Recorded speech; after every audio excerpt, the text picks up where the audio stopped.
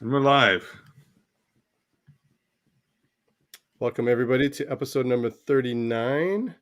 We want to thank previous episode's guest, Dennis Lescombe Jr., senior, my bad, not junior, uh, for sharing his Batman autograph collection with us and just talking about autographs and how we get them, and especially his stories about Reggie Jackson and Eddie Murray. And we hope to have Dennis again next time in a future episode to talk more about his baseball autographs because we didn't really delve into those. So we're hoping that we can do that in a future episode. So meet. Yeah, so this show is a bit of a live Q&A session. Kent and I were at the expo for the past, feels like 5 weeks, but it was actually Yeah. 4 or 5 days. We're going to go a day by day, just kind of talk about our views of the show. We did invite Steve Menzie to the show. If he can make it, he'll pop by. So hopefully he can, and we'll get his views as well. But in general, we just want to get back to the action of doing shows live as well, start working at some guests because all of our focus and energy was really focused on doing stuff for the expo. So now that that's done, we can kind of go back to reality a bit. So thanks for you folks that have joined so far. So Chris and Dennis and Nain, we've missed all you guys. And then, of course, there's Richie, missed you too. Yes. It's definitely weird not having a show in the middle, but I'm glad we didn't because it would have been chaos. And thanks for the thumbs up, Sean. Sean, you're there watching as well, Sean. Thanks, Robb. Sean. So let's start off with day one, shall we? So, Yes. Kent, why don't you kick it off first? Day one was a rather interesting day because the majority of the day we were setting up, and then we had to get ready for the VIP group. You're welcome, Sean. Thanks for stopping by. Yeah, so we had majority of the data set up, and then we got ready for the VIPs that came through at around 4 p.m. till 8 p.m. And it was actually a pretty steady group, to be honest with you. And this was the first time that the expo itself was having a fourth day added to the show, which was this Thursday, which was the VIP dealer and special preview night. I thought it went pretty smooth, all things considered. I mean, what were your thoughts? It was good. So I was actually there on the Wednesday prior. So there was an earlier setup on Wednesday. So I took advantage of that and went earlier. I wanted to check out the hall. I wanted to see, what was going on and what was that like. So the first time a show in 23 months or 22 months. I just wanted to just get in there. So I remember driving, and what's weird is when you drive into the show, if you go in front of back entrance, you don't really make a right and a right. This time it was like a left, so a bit of a weird thought process. For sure. And then walking into the hall, at first I was like, okay, I'm here, and I couldn't get over how big it was from one view. It looked fairly like a big L from the entrance that we were looking at. You know what? It was like a big hockey stick. Yes, it was like a big hockey stick. And of course I was, Chris. I had to make sure I knew where the nearest bathrooms were. Which we'll get into in a second because, anyways, there's some improvements there. Oh, and we do have Steve. Hello, Steve. Hello, Steve. How goes? So Kent and I were just starting, Steve, to talk about our thoughts of the show. We mentioned to the guests that you might show up, so I'm glad that you're here, looking all chic with your scarf there. How you doing, buddy? The hickeys. Good. So I started talking about. Go ahead. No. I just said just a little tired, but I'm a very happy tired. Are you relieved? It's not the first word I would say. I mean, I'm certainly pleased. And I'm relieved that things went well. But yeah, I mean, whenever you go through something big, you're kind of a little sad that it's done. But listen, I couldn't ask for a better outcome. So I'm thrilled with that. Yeah, we were just talking about how on Wednesday we got a chance to move in earlier. So a lot of us rushed in, and we're kind of like, at first it was overwhelming at first to be walking into a show because people like me, we don't get up that often with the whole COVID thing. We're still just getting used to that. But the sound of, hearing the poles being put up and the curtains being slid across the little laneways there and people putting, garbage cans out was a familiar sight. It was great to be part of it and seeing the upper deck booth, right smack in the middle. It was a good feeling. It was good to see some people too. And a lot of people came on the Wednesday, so it was good to see old faces.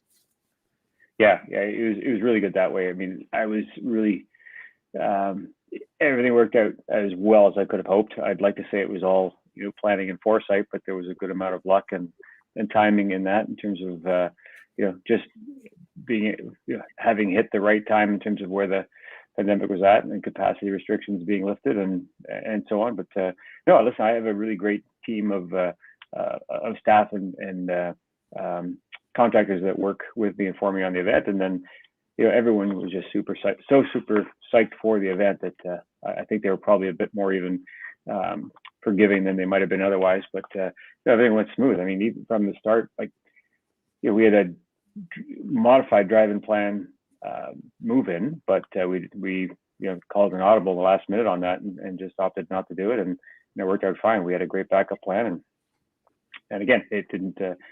No feathers got ruffled. Well, if they did, no one was listening. So, anyways, I'm kidding. One thing I'm sure you didn't miss, or maybe you did miss some of the dealer complaints. I'm sure you just must have missed some of those. Why is my booth not here? Where's my table? So, a bit of a bittersweet moment at that. Wanted to ask you one of the things. Did you get a chance to find the meat stick vendor at all during the show? Oh yeah, absolutely. You didn't see him? No, you could literally smell him. Never mind seeing him, you can smell him. For sure. What was really neat is how I called. Well, I didn't speak to him initially. I spoke to his daughter or daughter-in-law, and she was talking about how all the shows he missed that one the most, and he was going to be there no matter what. And he was just genuinely pleased to be back there, and I saw a number of people getting their picture taken with him and stuff. So nice. Oh, really? Yeah. Nice. Yeah. No, he's been a fixture. Could do. I mean, he's been a fixture of the show for so long. But yeah, that part of it was just great. It was all the dealers were happy, and I was a little anxious about the hall because it was a new one, a different one, and how our dealers typically don't like change. But everybody loved it. In fact, some people said that they prefer that hall. But yeah, everything just worked great. The crowds were definitely there, and people were in a buying mood. So Steve, are your plans to continue using that hall going forward? No. I had been saying that it was a one-time haul for sure. As the weekend unfolded, it gave me cause to think that maybe this is an option. That said, I don't think it's an option that I want to have. I still would like a single hall where everything can kind of be there together, because where the conference center was and where there were the stage, the autograph pavilion, and some of the other dealers, there was still a lot of activity there, but it still felt a bit separate, and I'd sure. much prefer that to be all together. Right. So. It was a beautiful hall, though. I liked the ambiance of it. It had very tall ceilings, and it wasn't I don't know if you remember, there was one expo, there was a windstorm and the roof kept flapping in the other hall. So it's a little more. I remember. I felt safer in this one. One thing I found about this hall, the lighting seemed to be better in this hall. Oh, yeah. It was well lit, and there you may or may not have noticed, but there's actually the skylights in the front part of that hall as well. And natural light always makes a really great difference.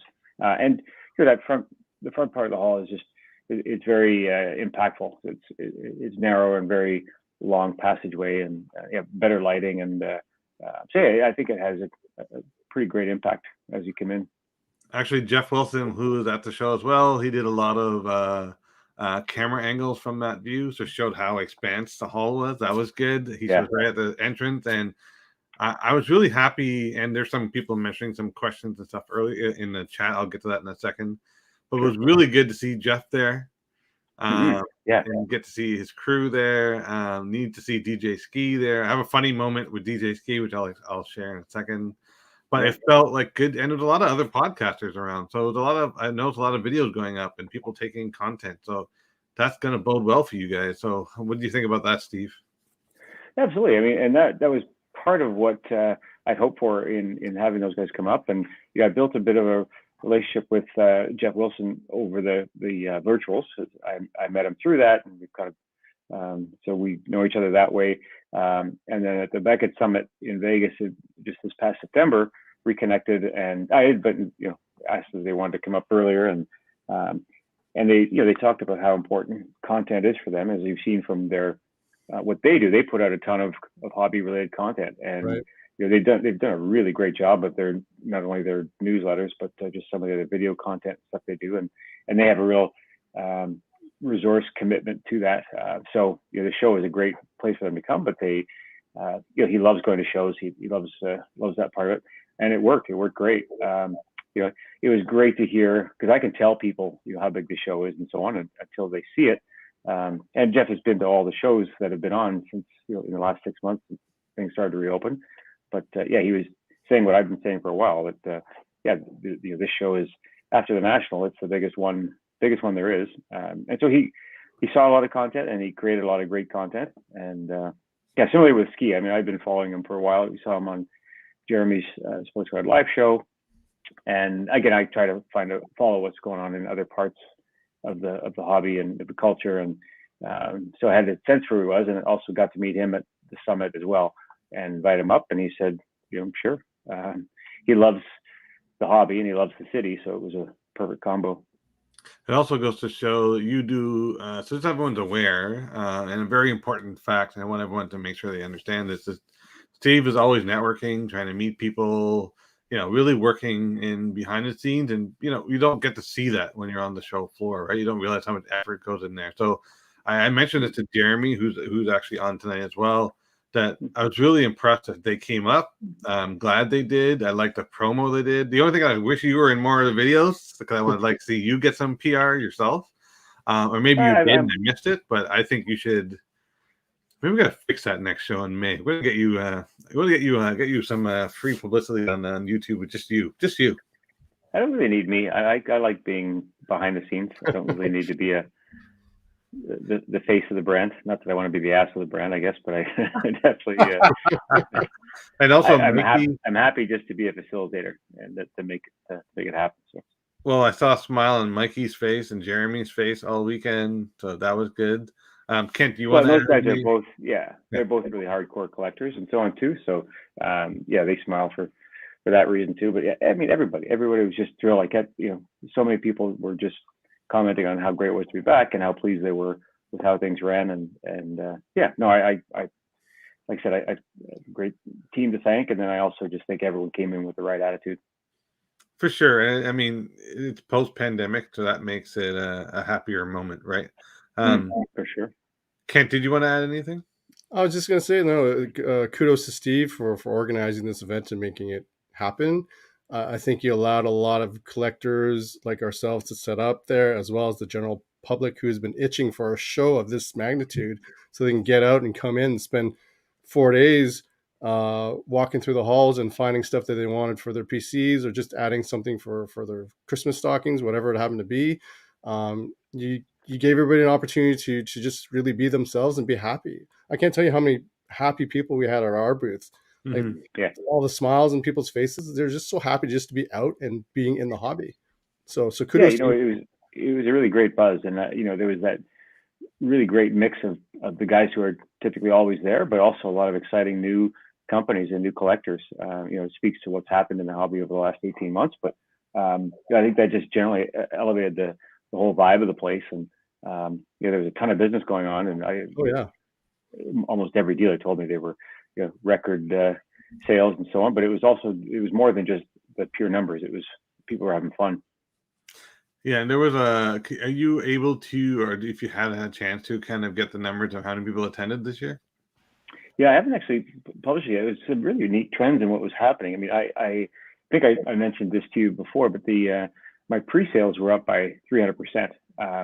Now, a couple of reasons for that. I'm sure that initially when we started selling tickets, we were limited to 1,000 people, and so I think a lot of people bought early in case in case things turned around and or didn't get lifted. So that was a factor. That said, I think that a lot of people were reluctant to to buy in case the show got canceled. Right. Because we had very strong walk up traffic as well, and again, my Friday pre-sales were the same as Saturday, and that usually it's about half, and my Sunday pre-sales were about a third of the other 2 days, but Sunday or on-site sales were the same as Saturday, which again has never happened in all the shows that I've done. It's usually been about half, and it was the same. So I think a combination of again 3 times as many full weekend passes, like a different combination of VIP passes, and just more of all the others was great. So I haven't actually done a final tally, but I'm sure it's touching 10,000. So that's amazing. Super happy, especially in still a pandemic year. For sure. So. That's awesome. Can't wait to see what would happen in May, but we're not going to get to May yet. Let's just go through some comments. So let's say hi to Chris. Chris, thanks for coming in and checking out our show. And then Dennis was our last guest, so he came to the expo as well. It was his first one, I believe. I might be wrong. Might have been his first one. Name, we got to get you out here, buddy. Yes, Name. Don't do the FOMO. Just come out. I think this is Richie. Yes, probably. And then Sean, Rob, thanks for coming out and doing some deals. Of course, you didn't buy anything off of me. We'll talk about that later offline. Chris was almost asked about the show earlier and saw the show theme tonight. Thank you, Chris, for saving your comments there. ComC was there, and just so everyone's aware, I don't know if you can see this, ComC has their own top loader, so there's no top loader supply. They have their own. See, they shouldn't have a shortage anymore then. No shortage. So they got their own ComC top loaders. They're actually quite nice. I'm leaving them sealed. But Barry's going to sign it next time I see him. I have to bring my gold Sharpie. So these are really cool. They got 2 of those, so they're going to go on permanent display. Barry, did you give Steve his copy of the ComC top loader? I really hope that's a yes. I'll let him answer in a second.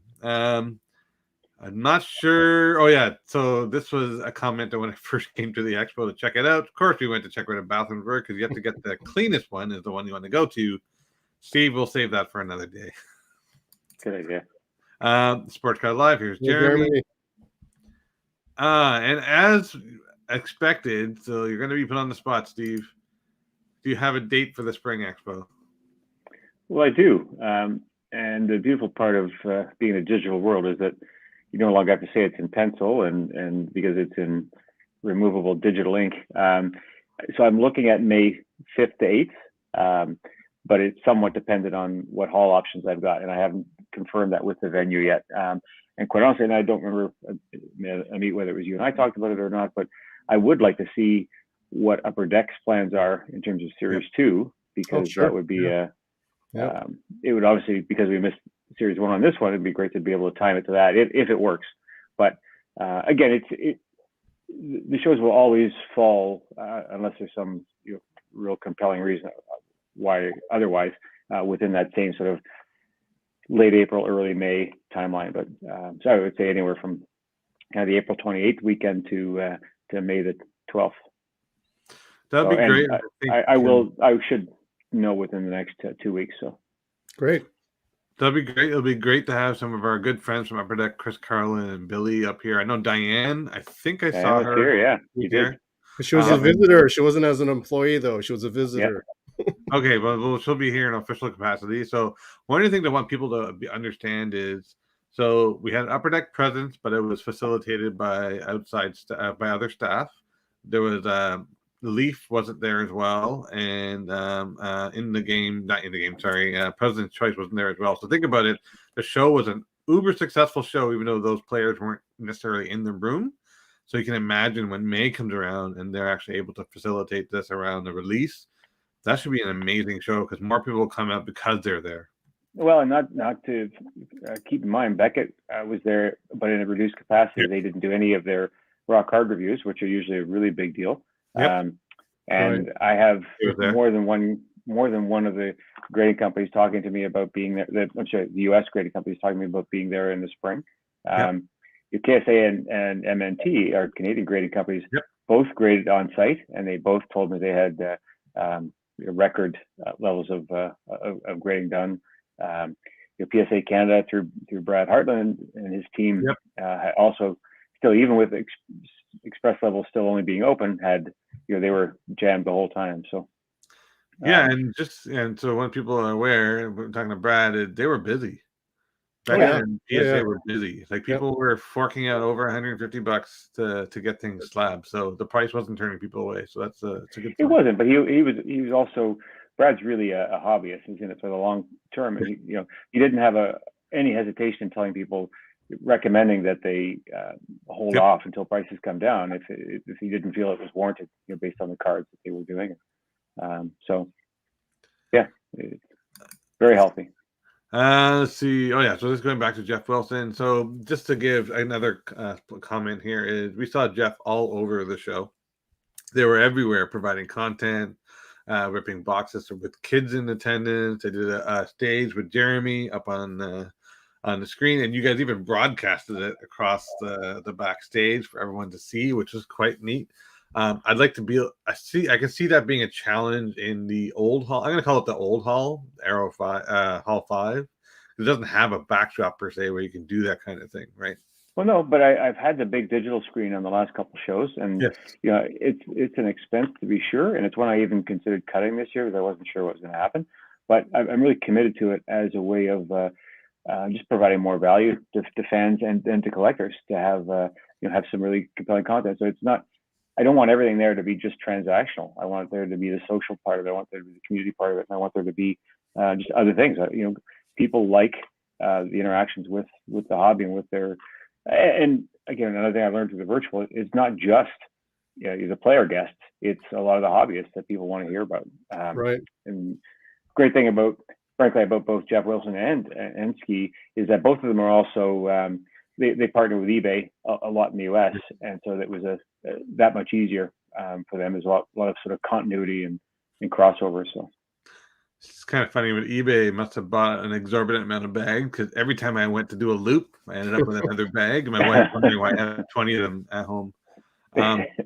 One funny comment about DJ Ski. So when he first showed up, he was wearing a mask, but I recognized him right away, and I remember saying to him something along the line like, "Aren't you glad to be able to walk around the show and no one recognized you?" And he was like, "Oh yeah." So once they realized who he was, he lost his anonymity. So yeah, and that was a very cool card that he dropped. I don't know if you saw that or not. But yes. Yeah. Meatman's a legend. Bobby Burrell just another dude on the floor. I don't know who wrote that. Bobby Burrell is definitely a legend. Yes, Name, you gotta come. You gotta come and check us out. Sanderson to Orr, so finally got to meet him at the show. Yes, hello, Eric. Eric is an amazing person and is from the Boston area. Love the accent. Please come back again. Bobby Burrell sat with Jeff, asked him what he thinks of the show and the size. He said for the second biggest show overall, he enjoyed the exposure to hockey and friendly Canadians, and he bought hockey cards. So he actually put hockey cards on the map. He bought a pretty high end Gretzky.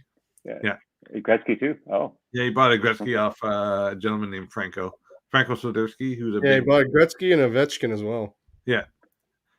He sold, and Jeremy, I'm sure he'll show up in a video somewhere, but Sportscard Live Jeremy sold him a couple of high-end cards as well. So he's buying hockey, folks.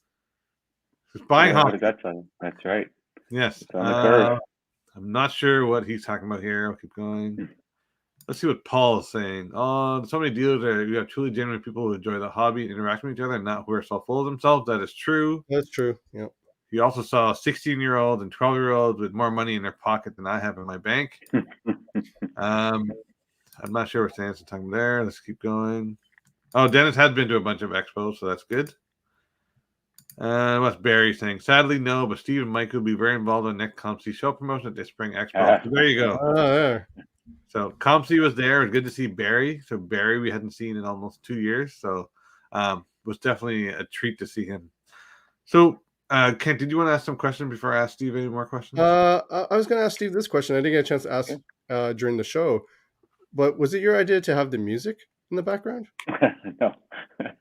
No. We usually have it on move-in days, and for some reason, when the show opened, it took like about 12 different calls to get them to turn it off. And not that I don't love music, it's quite the opposite. But the music it was a poorly curated Yeah. small loop of bad music. So It was awful. It was it actually reminded me of of torture that you might get at Guantanamo or something. But yeah. well, it was even more precious when you had Mint Inks going, right? And then Yeah. you had Upper Deck doing screaming, and then you had the music on. And I was like, I'm going to lose my mind in a second here because we were right in the middle of it. So, yeah, that was quite a hub of activity there. I mean, you're right. I mean, Mint Inc. are they like to go hard. Oh, And yeah. they have a ton of fun, and eBay and Pather were pretty quiet, but they were pretty impactful with their booths, and Pastime was there with a big presence. So there's a lot of really neat stuff. We had our eBay auction, which was quite successful, and I don't think I can any longer say I'm not a collector because I sold 3 of my cards that were on there. So nice. Yeah. Guinea pig, right? You're just saying I was a guinea pig. You didn't need the money. You're just being a guinea pig, right? Yeah. No, they all hit reserve, so can't ask for more So than do you that. think the auction, the eBay auction will be a regular theme every expo now going forward? I do, yeah. I mean, I've opened up a Sports Card Expo eBay store, and it's something that I want to do with one of the sort of litmus tests I always use for whether or not to add something is whether it's going to hurt or help dealers, because dealers are my number one stakeholders. Sure. And so I don't ever want to try and eat their lunch. So I'm not looking to do things like to start selling my own top loaders or set up my own booth and store. Well, no, I'm just using examples, but but I do think that there, with eBay as a partner, what I was able to do on this one is to get a lot of promotion and a lot of eyeballs on the auction, and it paid off. And so I'll continue to do that with the dealers either want to have additional exposure and or others that may not be as active on eBay. And so, yeah, I think you should get into some swag, like Card Expo swag, because I would wear it. Like if you had an Expo T-shirt, I would definitely wear it. Like, I think it also help you from a revenue generator. You'd be surprised how many people would probably want to get one and support the show. Look at Fan Expo as an example, right? Yeah, those got their swag. I'm wearing a Fan Expo shirt right now. Yeah, and I mean a lot of that is there's so much art that's a factor in that. I mean it's really only a question of just working through the IP and so on. And I mean I wanted to do bags years ago, but it can be tough for Upper Deck or whoever the licensee is to get approvals on things. Sure. So it's why even when you notice the guest slides and so on that I do in my promotions when I announce a guest, I've gone mostly to using hockey cards because they're pretty much public domain and rights free if they're not current. So that's just one little trick of the trade that I've learned. So and I saw Jeremy was sporting the shirts too. So I didn't see what he had on days 3 and 4, but I saw the Jordan and the Gretzky shirts. So yes, and he had some swag himself. You could buy, you get stickers. He'll talk about it. Oh, right. Stickers. Jeremy had. Yeah. Jeremy heads and stickers and hats and whatnot. So, unfortunately for us, we're not at that level yet. But if we get to the level where people actually want our swag, we'll start producing it. But I only think my mother wants it right now, so we'll just start there. The one thing I wanted to ask you, so now that you've been through, and we can save our recap after, for sure, day by day. But if you had to do a couple things over, what would you do differently? It was really only some logistics. I think because the time frame was so condensed and a number of things related to the floor plan changed quite a bit, even up to the day of or the day before.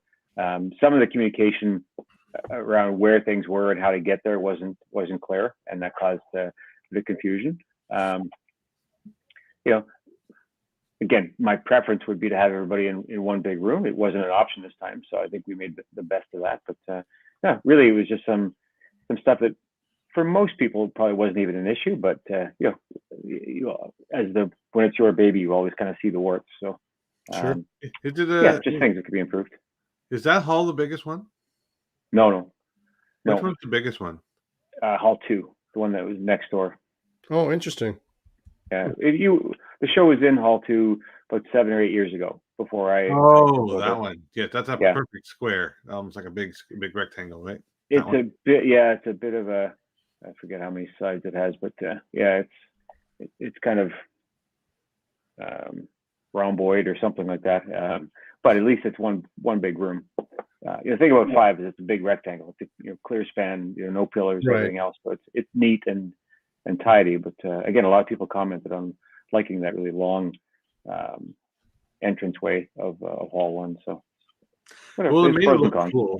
When we looked outside and you saw the wrapping lineup, and even Jeff put he was outside for one point showing the lineup. That was neat. I like the long entranceway because I don't know how to explain it, but it's like, when you walk into a wedding, it's a big buildup, right? You walk in and you can see this long hallway, and it gave a very good ambiance, and it was perfect for people who haven't seen a show in 22 months. Like, it's true. Perfect for them, right? So it gives them that. I definitely think you're going to need a bigger room, but that's just me. Yeah. Let me check out some questions here. No, Eric, you don't have a Boston accent. Not at all. Here's Mikey. Mikey's here. He's saying looking great. I forget who this is, but I should know this. I've forgotten the name. It's escaping me this moment. Mikey saying, Barry, you rock. Okay, there you go. You got a fan. Mikey loves your scarf. I do as well. I can't rock like our friend Steve does. He's very chic. He's in shape, and he's got it all working out perfectly, and that's why everyone follows him everywhere. We got he's bringing the style game to the collecting hobby. Yeah, he definitely is. Mikey would buy a T-shirt. Of course you do. You work there. You need people besides you. You would ask for one for free. Yes. And then, sorry. Buy Mikey more cards. The conference made it pretty close, though. That's true. Oh, Larry. Hey, Larry. Hello, Larry. At first, I didn't realize who it was. Okay, so did you want to finish up your answer on anything you would do differently, or were you good with what you said so far? No, you know what? It went pretty well. I would have tried to get a bit more sleep, but made it through that. No, I'm pretty happy with it, I have to say. You know what? And even some of my suppliers I've worked with before really stepped it up as well. And I think sometimes adversity is what determines what people's colors are, and everyone came shining through with flying colors. So it all worked out great. Yeah. I don't have any complaints. If I had to pick one, honestly, the food selection was even worse than I ever imagined. Either fries or pizza. Or hot dogs. I kind of missed the ice cream guy because I used to be the nice filler in between when you couldn't eat anything. It's got him. You're missing him. The expo bathrooms leave a lot to be desired. So it's never a good situation from that point of view. But other than that, this was better than the last one. Oh, it was better than the last one. At least I would agree. It's better. Yes. Did you? One question I want to ask you: did you actually have a chance to look around and buy anything? Did I buy anything? Yeah. No, I was in sales mode. I was. What I do have, I'm looking to rehome. So I like that word. Yeah. Rehome. Well, I'll have to talk to you after the show. I've got a few things left. I've got a couple of things I totally forgot. I've got 4 or 5 bottles of Dave Keon signed Wiser's whiskey that are quite unique, actually. Nice. Yeah, that's cool.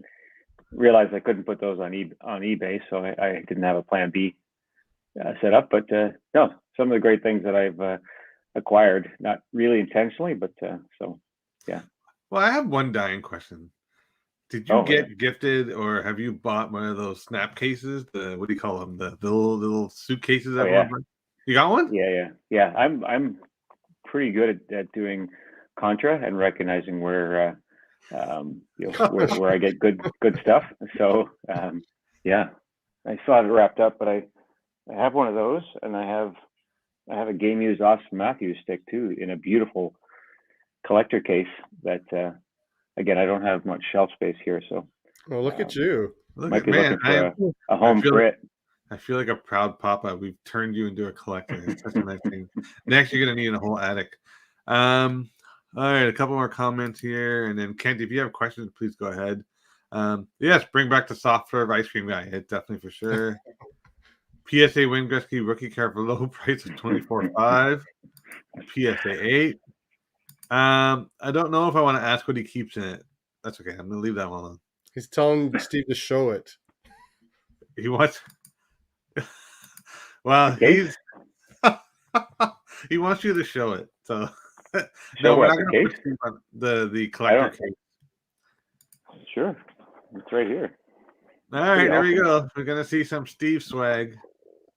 Just so everyone knows, he lives in Drake's basement. I hope I took all the cash out of it. We've What seen do a I few have of here those, for so. sale? All right, we'll do a little sales, show it sales. Oh, there you go. Elway. Peyton Manning. No, Manning. What? Manning. Manning. Okay. So that's for sale. What else have I got here? I'm pretty deep on jerseys. Jerseys are Tavares. Nice. JT. Yeah, gee. I guess if we're gonna do this, I should probably open one or two more things here. Go for it, Steve. This is your chance to show post Expo Steve. This is what relaxed Steve does. Hold on. Mikey keeps telling you to show the stick. I don't know what that means. Okay. Yeah, I don't know. This Mikey. Stick. We're gonna have to have Mikey on here one day. Actually, Mikey, you can more than welcome to come. What I got here? Hold on, bear with me. Where is your microphone? Holy. No, I had to walk away from my. Let's see. Yeah, that scarf is definitely chic. You're right, Mike. Forced me to refold these. Oh, that's cool. Who signed that one? Number 10. You don't recognize it? I can't see that. I see the handwriting.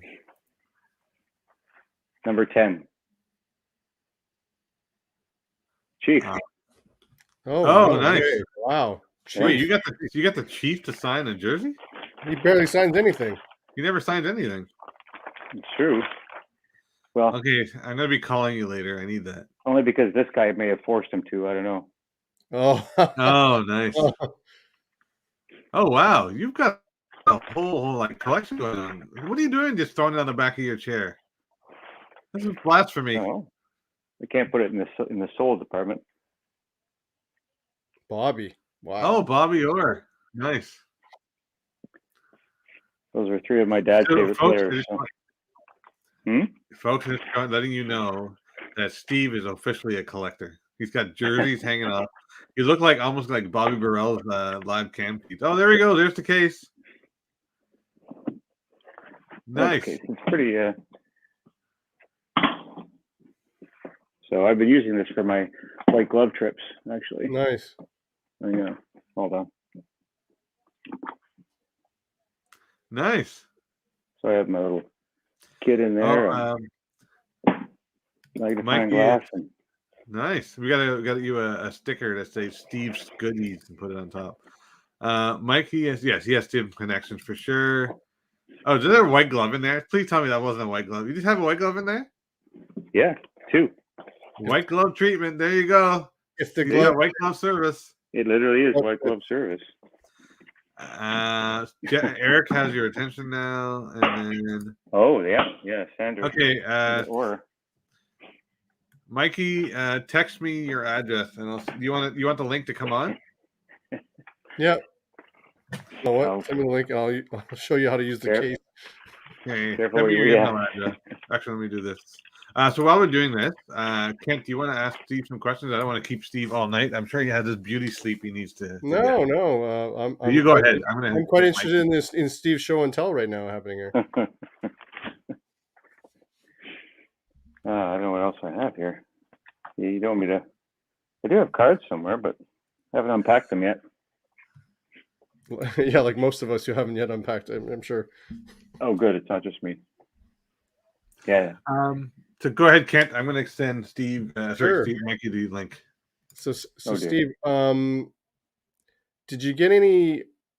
I guess well, with the good, there's sometimes the bad. So did you get any feedback that was kind of not great? I did get some. Most of it was from some guys that were in the conference center part of it, that felt that they weren't getting the traffic that they wanted to be in the quote unquote main hall with the other guys. But it's just as I said, that was one of the disadvantages of that hall, is that it was the great thing about my show is I get so many people that rebook. So most dealers, 75+% of dealers rebook, and just the space I had in quote unquote the main hall was taken up, especially after they put in that new food court, was taken up by guys who had rebooked from 2019. Sure. So I had to obviously take care of them, and I had, as soon as I announced in July, I started to get a pretty big waiting list, but I didn't want to add in new dealers unless I had a capacity greater than 1,000. Just wouldn't have been the right thing to do. So once capacity was lifted, I kind of let everybody with that caveat. Now, that said, a number of the guys up there did very well, and even the guys who said they didn't love the location want to rebook and come back to the next show. So, oh, great, that's good to hear. Excellent. Yeah, that was really the only thing. And as for the food, I would agree, but I always make plans for that. Bring my own food, although my fridge broke, so I guess that was a bit of a complaint from me. But so the expo itself has these set vendors, right? We can't make suggestions for them to change them, right? Is that correct? It is correct, and it's a revenue stream for the venue, and they've been starved, pun intended, for revenue. Not having events for the last 2 years just as much as we had. It was kind of really cool. I got a call from Upper Deck on the day before the show opened, and they said, "Hey, Tim Hortons has an event vehicle that they want to bring, and they use it to sell cards out of." And obviously, with the the new series just having come out, the Tim Hortons series, it would have been pretty cool to have a Tim Hortons truck on site to get coffee and cards, but that didn't fly because of the the food and beverage buyout that's involved. But right, of course, that's true. Yeah. So that's I guess one of the things that we can talk about. So actually, I just thought of this question now, and sorry, I hadn't asked you before, Steve. Is so we've had 2 virtuals, right? So you had first of all, you had the actual show, then we've had 2 virtual events, right? Now we have a live show. 3 virtual events? 3. Yeah, 3. Really? Yeah. Well, 3 virtual events and 1 actual show. So do you see an opportunity where you can kind of combine maybe the 2 forces together at some point to try and generate both the online and offline, like physical versus digital sales? And I'll give you a reason why I'm telling you that. I actually took a sign that had my card all QR coded, and you could actually go through it, and that actually worked well. I mean, people have to get used to it. So I was thinking that, hey, if it works for me, and once people get more and more used to it, they can use that. Oh, there's Mikey. Oh, hey. Great. I was just gonna say, good timing for me. Just 1 second there, Mikey. I'll introduce everyone in 1 second, but I just want to give Steve just a chance to comment on that one question. Yeah, so we talked about it, but what to do and how to do that. We had a few people actually say, "Hey, I can't make it. Will there be a virtual element to this?" And what's interesting is just the way that the shows are evolving and technology is evolving. It's kind of happening organically. I mean, because of so many. You saw it with some of the early Dallas shows, like post-pandemic Dallas shows, where guys were streaming live from there, and they're doing breaks and pack wars and everything else. And then you've got apps like Loop and Collectible that are making this stuff that much more relevant and timely. And with the sessions on the stage we talked about earlier, we're streaming those as well. So that's content that can be enjoyed by others live. So that I totally see us continuing to do. We did talk about before the show happened that there's no reason why people couldn't be set up in their booth with a camera, like a computer and a camera, to be virtual and be taken to fielding calls.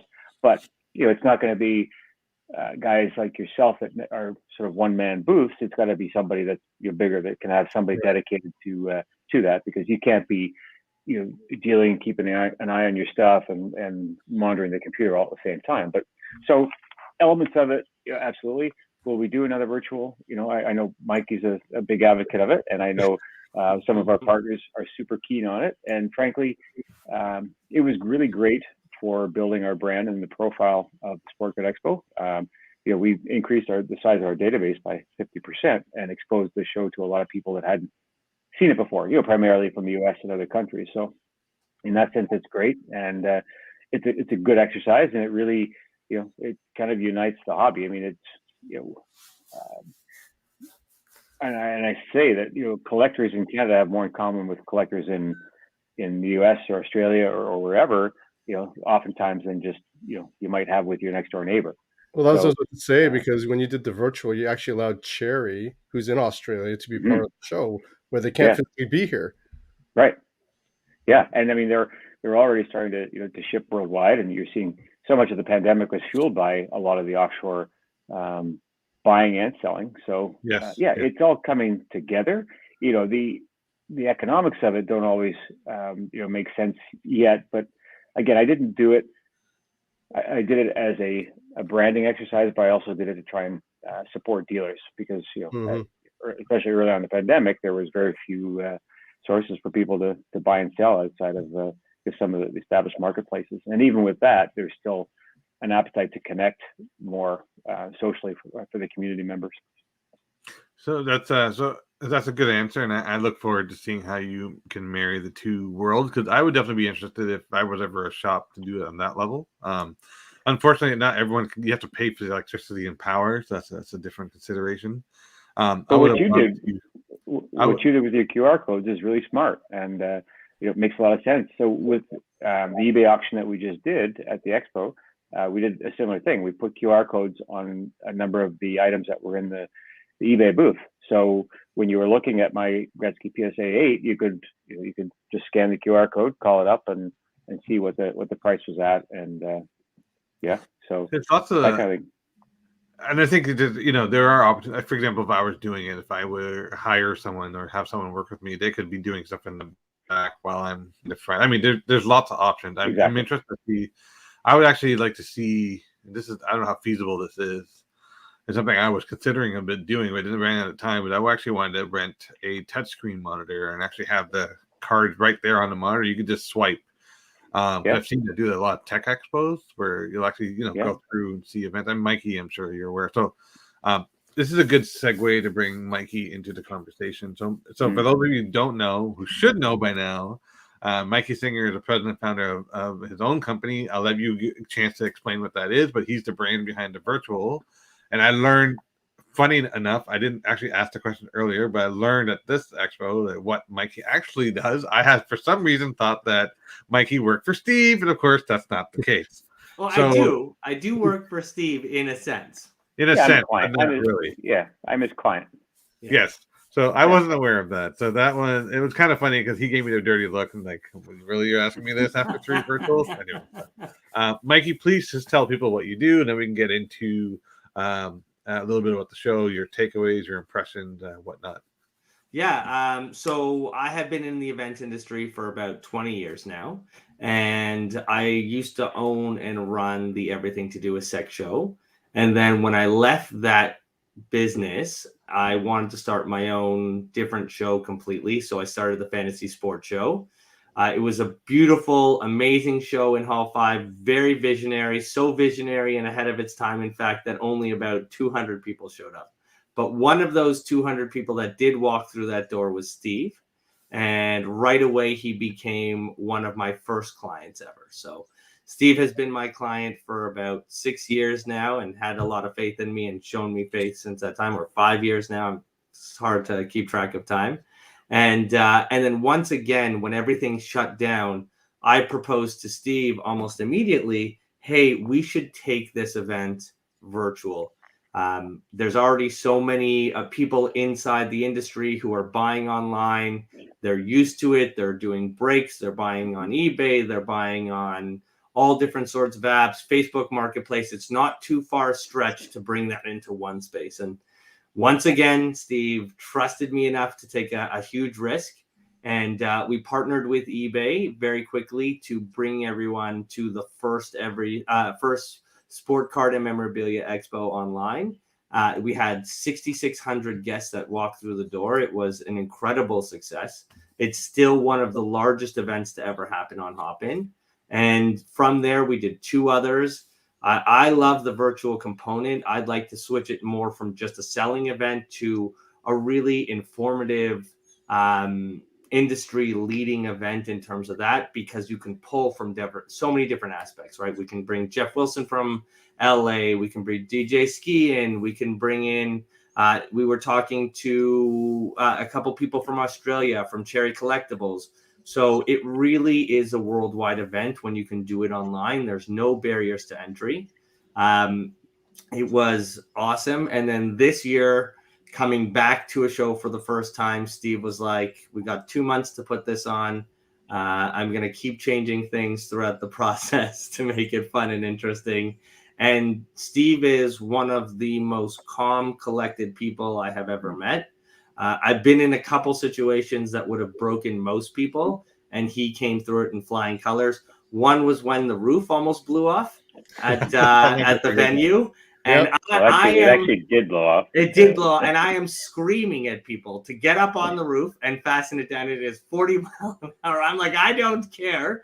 This thing's going to open like a tuna can, and we need to stop it right away. And Steve's like, take care of it if you can. Super calm, super smooth. And I'm like, oh my God, this guy has nerves of steel. And then again, in the virtual, he went in, could have been nervous, could have been really fearful of what we were going into and embarking on, was totally calm with that. And then, with this event, we had things changing throughout. So 2 months out, we had restrictions on how many people we could have in the door. That changed. We had to come up with a whole COVID strategy for 10,000, 15,000 people that had never been done before. All of the stuff that you saw done at the show, it was a first time. Even though the show has happened for 25, 30 years, this was a first time coming out of a pandemic that anything has happened like this. And you know what? We had lineups of hundreds of people outside, and because of Steve's planning and calmness, we were able to process people in 15 minutes. No one walked in really angry. We had to create a show out of 2 different halls where we were using the conference center and hall 1 to create 150,000 square feet of retail space, as well as fit in a main stage that we were streaming out live. And then we also had the autograph booth where we need to make sure, in a tighter area than we normally have, a really good experience for all those fans. And I remember a couple times where I was, again, sweating in the autograph area. It was really tight in there, and I'm getting a little nervous. And Steve walks in. He's like, this looks good. And then walks out with a smile on his face. So, again, can you maybe moderate a guest Q&A for me? Oh, yes. That happened on Sunday about 10 minutes before I went on with Barfield. Well, you may or may not know Eric Norton from Beckett often does some of my onstage Q&As, and turns out as he got to the airport, he realized he had gone 15 minutes too early, so they disallowed his COVID test. He was outside of the window within which so he couldn't make it and stuff. So hopefully in May, we'll won't have to worry about that too much. So Mikey, I want to ask you real quick. I also don't want to. I know Steve is late. I don't want to keep you too long, but Mikey the Night Owl, I'm sure he's fine. I'm kidding. I want to ask you about, I asked Steve this earlier. What is some of the key takeaways you found from the expo? You already mentioned that. So let's get into some of what you would think could do better. You mentioned that a little bit, but just give us some of your thoughts on what you think so far. You know what? It was an amazing community. People were so excited to be back. We had a bunch, for the first time since I've worked with Steve, we had probably 10% brand new stores and vendors that were there in a big way. Let's take Mint Inc. For an example. They came out and their booth was unlike anything the show had seen, with the streaming side of it, the sales side. It was a party in there. They had the lounge built on one side, and it wasn't just for breaking. It was just for hanging out. It was a real experience inside there. The second part is I saw more dads with kids there, and the kids weren't just being dragged along. The kids were having an amazing time. When I was up on stage and we were doing the kids break, the kids had me peeing my pants. They were so funny. Like they were just on the side, and you can even see it in the stream. They had like there was 10 kids just making the most hilarious of comments, and really the vibe was amazing. Like I don't know if you came in and heard you were stuck in your booth, you two. I was trying to buy cards from you, but they were using their clappers. It was a different experience than. So you're responsible for those clappers. Yeah. Okay. I was ready. Were awesome. There was a lady in front of us who had a baby in a stroller, and she was looking at something, and this kid was in front of our booth, and and I wear hearing aids, right? So it's like really loud. I actually pulled the tubes out, and I'm like, and I asked him, I go, "Where did you get those clappers?" He goes, "Oh, they gave it to us." I'm like, oh, I'll have to talk to Steve about this after. Actually, Mikey brought up something there that I didn't really touch on, but I think it was evident to everyone is that dealers at the show really, a lot of them really up their game in terms of what and how they present. Yep, for sure.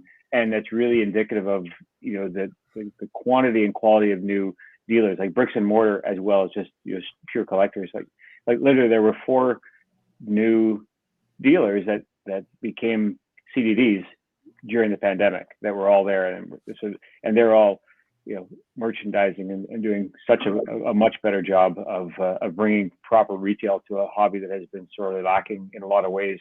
I mean, there are some great ones to be sure, but on average, the retail experience in the hobby world, the LCS world, is far below what it is in most other industries. So, a lot of guys are really upping their game on that, and it shows really well. It also, and sorry, Ken, I'll let you talk a second. No, go ahead. Go ahead. It also is the pandemic has forced innovation, but it also forced out a lot of I want to say the people that don't want to adjust to the new way of working, and we kind of need new blood, right? That's just the way it is. Yeah. And I see Mikey is pulling out his. If we're gonna show a case, here we go. Then let's show a case that's actually full of things. That's what the case is actually for. That Steve has. I want to get one with a lock on it. Does that have a lock on it? You could have a lock. It's got a space right here for a lock and a space. No, I'm talking about like the Dave and Adams. Like they had this. I saw those. I looked at them. I have a couple cases. This is the case I want. Honestly, so someone could walk out with their case. I need something heavy that no one's going to walk away with. I don't need a little briefcase. I need a rolling case. Here's a little kind of funny story for you. On my white glove trips, I literally, those zap ties that you use. Along the side of duct tape for maintenance for almost everything, like me. They make them like 3 feet long, and I had one of those tied to my case to my belt, so it was literally secured. As I was walking through the airport, it was secured. So even if I left it somewhere, I couldn't have left it, and if someone tried to take it and run, they would have been dragging my ass around with it. So. What a great name for that service. Some marketing genius must have sat there and came up with it. Hey, I work in advertising, so I was, but it could be construed the wrong way. White glove service versus white glove treatment. I'm so glad that he used the right words. Right, that's it. Let me just get a couple comments here. So Chris is saying her design should be improved regarding the back hall area, but that's always going to be the case for sure, Chris. The virtual was great. Dealers just don't want to adapt. Yep, we were just talking about that. Mm-hmm. Here's someone that we met at the show. Yes, Slab Strong. So Tim, what's up, Tim? Tim is great to show up. At us. and speaking, not all dealers didn't want to adapt. There was a lot of dealers who put a great foot forward, and I think it was probably upsetting for Amit and Jeremy, who went from literal celebrities online who had full conversations. Their booths were full the entire time, to going back to the regular 10x10. There, what it did is it evened the playing field, right? It didn't matter your placement. It didn't matter. It really, 99 goals, which Amit used to be called, was down near the bottom, but he was always full of people because he created an experience, a conversation. Yeah. And then I would come in and buy some cards from Kent. It was a fun place to go. Jeremy had a fun place to go. So Yes. it was a totally different experience and a totally different vibe than, say, the show.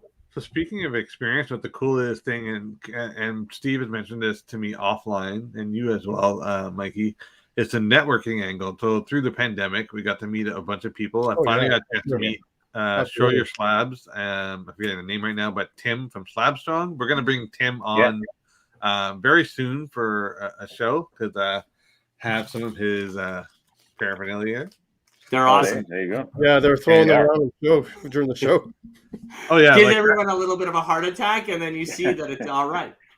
Well, between the clappers and Tim throwing stuff and the music from Mint Inc. and I don't know what it was, they were playing elevator music at one point and Upper Deck yelling. Yeah, it was an interesting.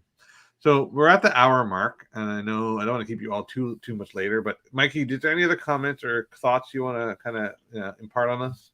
I just want to say that I picked up an Invincible first print, and I'm very proud of it. Original CG 9.6 to add to my collection with the first print of The Boys and Ultimates number 4. Which is Miles Morales' first appearance for those watching who don't necessarily collect comic books. Yes, I have gone full sicko thanks to really Steve, Jeremy, and Amit, who really got into my head with all these shows. And then sure enough, like you just saw that one case. If you look over here, that's just what I'm processing. More slabs. So that's there's an awful lot of plastic on the show floor. There's a lot of slabs. Definitely saw stuff like that.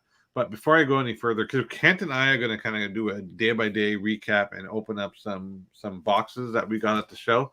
But I want to first let Steve and Mikey know you're more than welcome to hang out. I don't want to keep you too long, but if you're more than welcome to hang out. But just what we're going to be doing right after this show.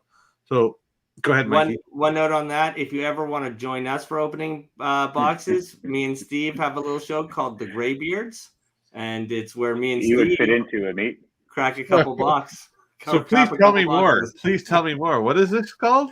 It's called the Greybeards. We do it on YouTube and the Sportcard memorabilia Facebook channel. And we basically get together and we bust a couple boxes.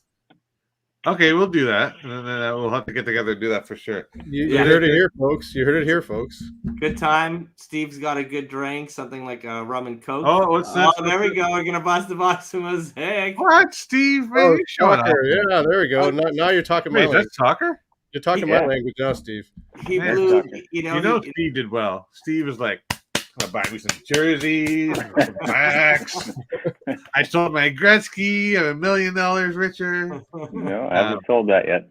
I said 24.5 for anyone watching. It's 24.5. It's actually listed on the eBay store right now. eBay.ca/SCME.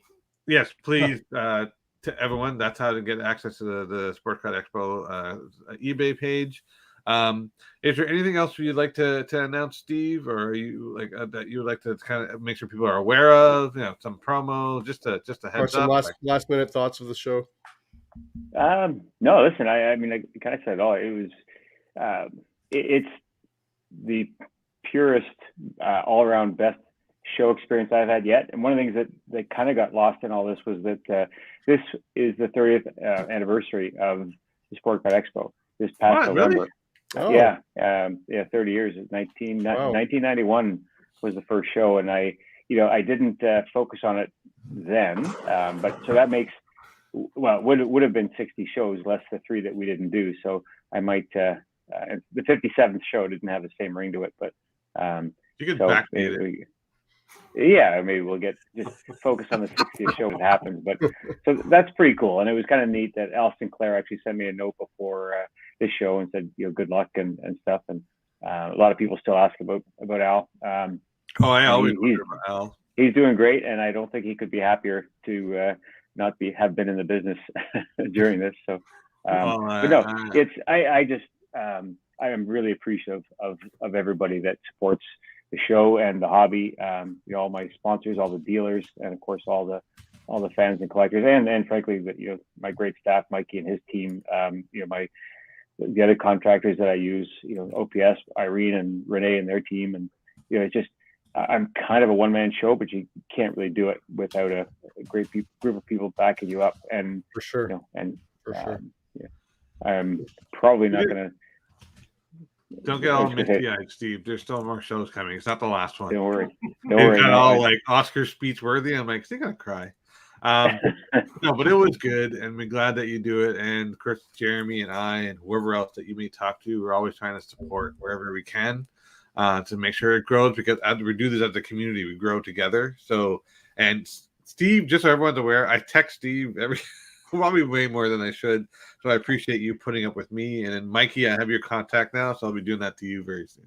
I enjoyed it and look forward to it. And don't worry, as much as you harass Steve, I promise you I'm harassing him more. Yeah, but he's the client. I'm just a loiterer. I just want to get rid of the shop. Okay, so I guess that's it. You guys are more than welcome to hang out. Or you can drop off, and then Kent and I will take over, and I'll open up this box of. I would love to stay, but I'm up at 5:30 tomorrow for something I've missed the last week or so. So I'm going to take care of business that way. But he's running 17 miles. Yeah. He's running 17 miles tomorrow. Just watch, and lifting weights at the end. That's how he gets the. If you haven't met Steve, he's a model and a model man. He's got he's all pumped up. It looks like he's been working. Physical specimen. What's that? My age, you got to be. I love that you guys are all calling him out. I feel like sometimes I'm the only one, but yeah.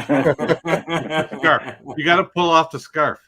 Okay. Although I'm upset that you didn't say the same about me. That's pretty good. There you go. We need to look like him. Yeah. We got to work on him. We got to work Thanks on for having us. Thanks for having me specifically. Yeah, man. Totally. Always a pleasure, guys. Cheers, boys. Thanks, Mikey. Thank you. Thanks for a great show. Cheers. Thank you.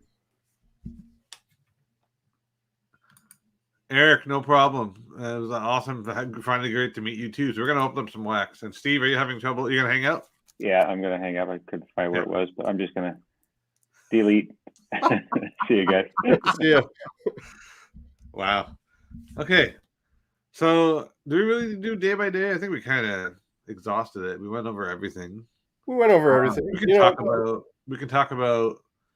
Well, one of the things I'll say is that if you're new as a dealer, or if you're not new as a dealer, one of the things I will say as a potential buyer, and one of the things, and I'm not talking about a specific dealer name, just something that I came across during the show was that this one particular dealer had a card that I was interested in his showcase, and he was in the middle of a deal, so I didn't want to interrupt him.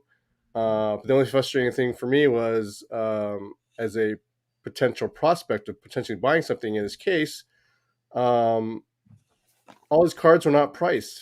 So I didn't want to interrupt the deal, but it also was taking too long and I couldn't wait. I had to get back to our booth. So that was an unfortunate thing. I think more dealers should actually put the price on their cards. I'm not sure why they don't do that, especially when you're in the middle of another deal. I don't want to interrupt you. So that, I find that sometimes I think that's my preference. I can't speak for everybody else, that, please put sticker prices on your cards. That way, if you're in the middle of a deal, I don't have to ask you what you're asking for. So that was one of the things I ran into. I don't know about yourself.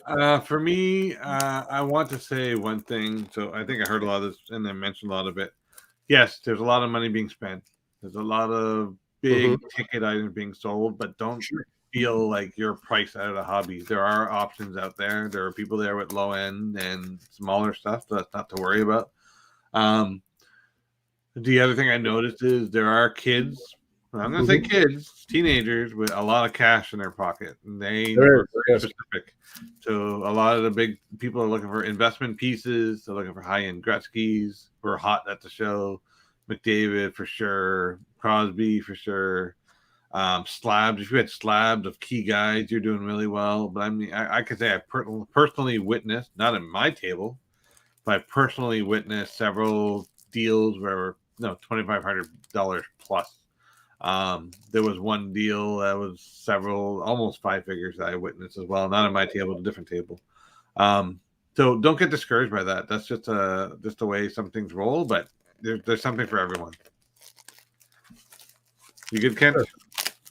Meet, you want to let everybody what product you're breaking? I'm going to be breaking SkyBox Metal. Managed to find it on sale at the expo, which was $150 less than anywhere else I've ever seen online. So I'm going to take advantage. That's one of the other good reasons of the expo is you can find deals on wax cheap. Yes, you can, and you're not paying taxes. Like not paying taxes, and then like these are like $20 at Walmart, $5 at the show, right? So I'm going to open up some SkyBox Metal. Barry says yes! Exclamation points. What are you saying? Yes. What is he saying? Yes to? To you breaking metal. Okay, so I'm gonna break metal. I would advise many times not to break metal, but I'm going to break it. So hopefully you pull some really nasty PMGs there. But yeah, let's hope I get a nice one. So I'm just gonna open it. There's the box. I'm gonna go pack by pack. Well, actually, you know what? I'm gonna make you the bigger picture. So give me 1 second. All right, let me just move this box There you go. over here. So people can get a bigger, clearer image. Yeah, give me 1 second. I'll just pull this on one side.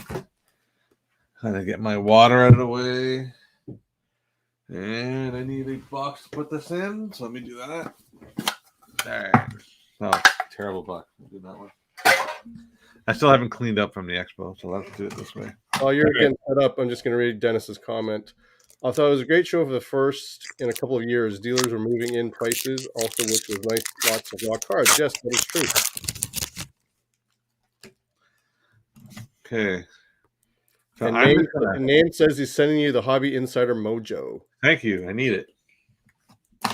So I'm just going to go like this. Okay. So we have base of Eric Stahl.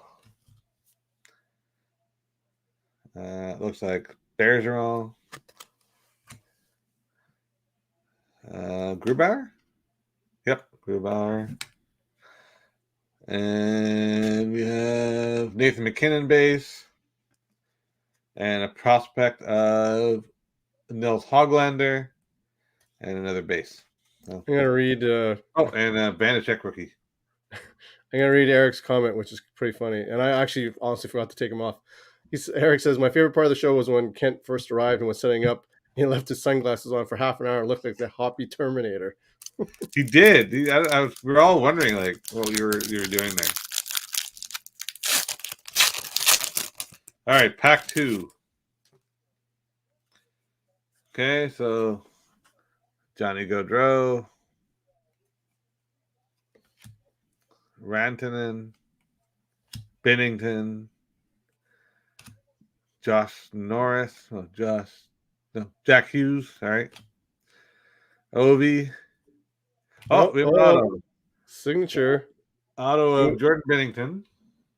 Nice. Is it numbered? Let's find out. Holy crap. 1 of 1. No. I don't believe you. Look at that name. Hobby Insider Mojo name. That goes to you. Shout out to you. I don't know about the card going to you, but shout out to name for sure. Wow, name is the reason for this. So look at me. I'm not even prepared. I don't know what my supplies are. Get that sucker in a sleeve and a top loader. Don't hang on to it for much longer. Wow, that was only pack 2. Yes, Barry, it was an OMG versus a PMG. Yes, OMG and the PMG. So, and Name says, "Wow, great pull." That's only pack 2. Should I just quit? I should. And then Eric says, "Name, send some of the Hobby Love my way to New England." I'll take it. Okay. Hang on. Jeremy wants you to show it again. Okay. So, hopefully that focuses. Yeah, there it is. 101. 1 of 1. And let's see the front. I'm going to leave it there. And then Jordan Binnington. Boom. Yes, Barry, you did. So, hey, that's pack 1. Let's see what happens. Karma and meat. I told you. Wow, that was insane. Cool. Can't get any better than that. This box is dead. Yes. So Kane, Huberto.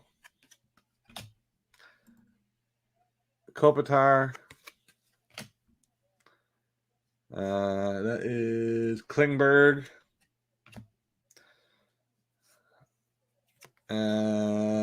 Almuston. I can never say that name properly. We have an Alon. Clear Alon. Brent Burns. And a rookie of Ty Delandre. There you go, Eric. Pretty Name good. says you're sending it your way right now. Well, okay, that's only pack 2. Let's go to pack 3. Okay.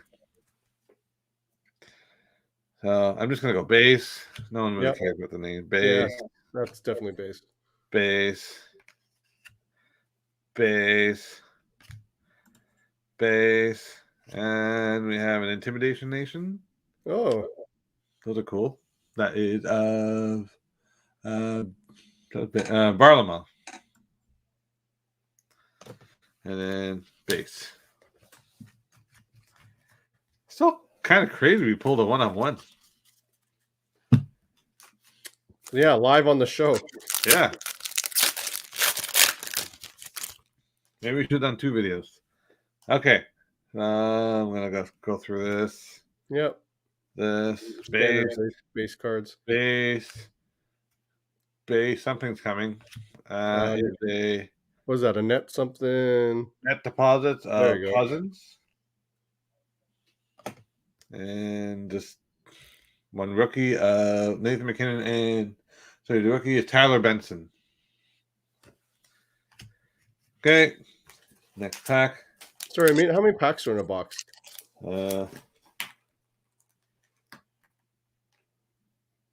15. Oh, interesting. 15, it's usually like 24, I thought. Yeah, it's interesting number 15. Okay, so let's go through base, base, base, base, and a metal Stutzel. Nice. Yes, there we go.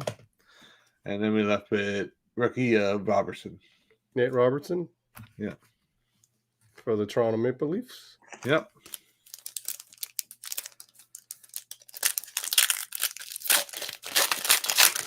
All right, let's go to the next one. All right, so base, base, base, base, and another deposits. Oops. Here you go. The other way. Of Barkov. For anybody who's watching, can anybody tell me or update me the score with Canada and Mexico? Thank you. And then a rookie of Baudin. Baudin, sorry. What are they playing right now? Yeah, they started at 9 Eastern. Wow. Okay, let's go through this again. So base, base, base, base. Something's coming up.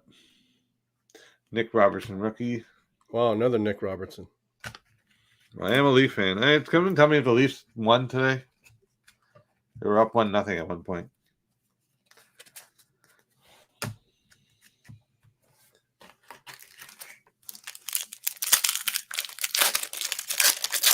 Okay. Thank you, name. Yes, 1-0 Canada. Awesome.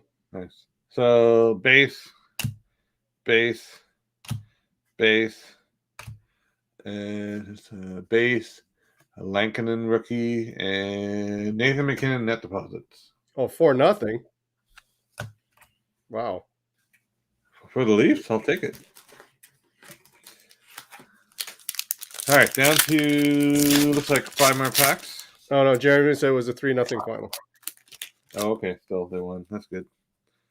Okay, let's go through. Okay, so base, base, base, base, base, base, and net deposits of Crosby. Nice.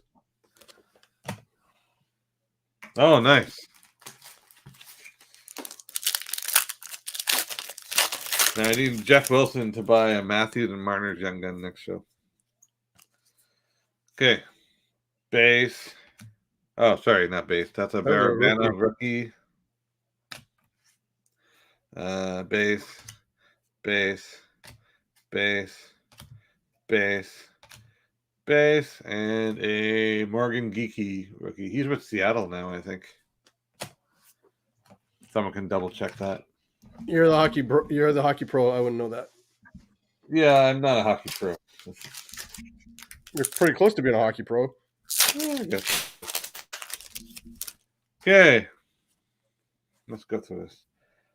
Base, base, base, base.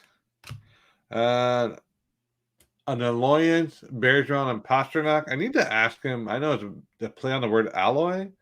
So I guess alliance, but I don't know what the Alon. I have to ask Billy how they came up with Alon. Like, what was the intent?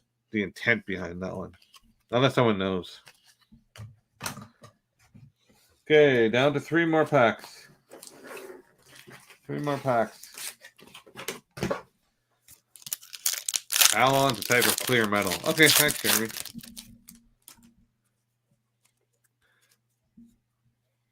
Okay. Base, base, base, McDavid, base. Jeremy said Google it. Malkin, Flair Metal. I could Google it, but I'm breaking cards. And a Geeky rookie.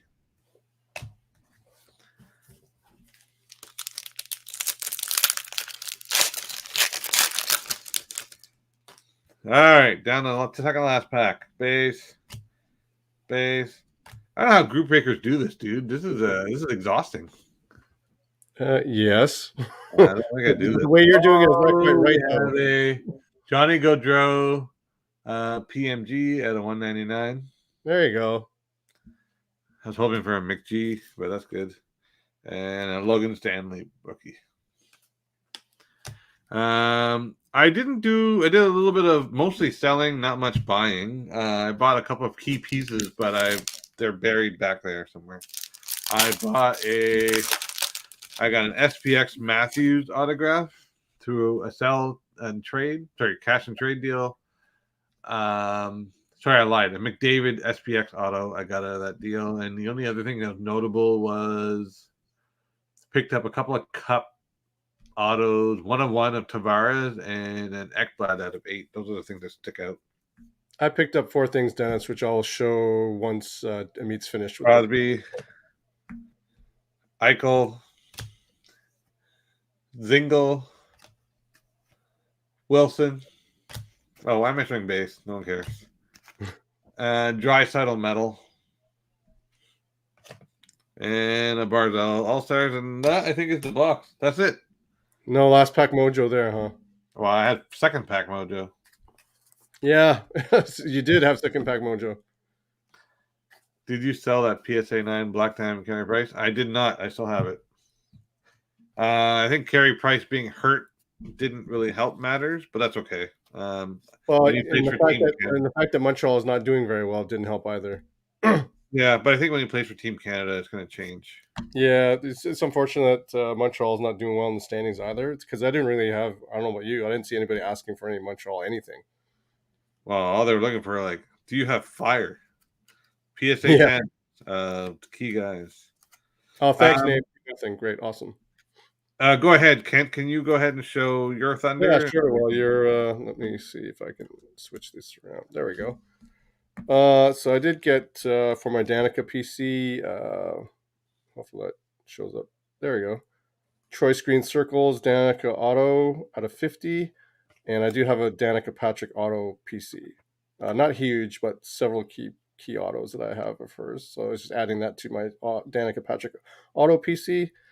And then I'm a big Rebecca Johnston collector she plays for the women's national team. And the reason why I collect her is she's from my hometown of Sudbury, Ontario. So I added another really nice one. Hopefully I can zoom in. Come on, zoom. Or, come on. You were working earlier. You're not focusing. Oh, there we go. And you can see the patch. It's from the 150th Canada patch. So it's part of the maple leaf, which is pretty cool.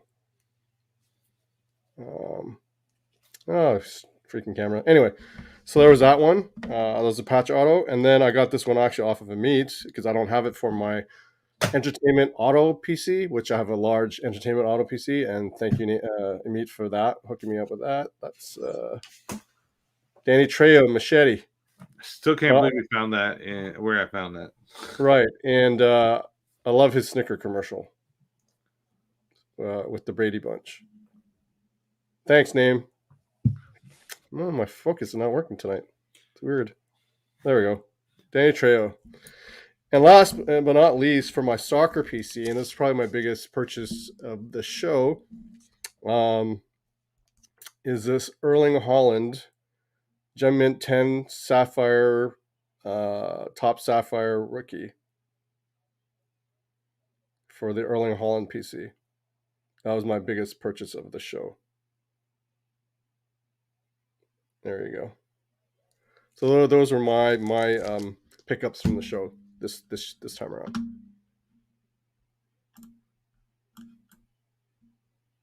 Amit, you're on mute. Wow, that's embarrassing. So we're at the hour and a half mark. I think we covered most of the expo recap. I want to really thank Steve for coming. That was for sure. Yeah. The last minute thing. I texted him this morning, so I'm happy he did that, and Mikey as well. Overall, all in all, we're really happy the show went as it did. We can't wait to do it again in May.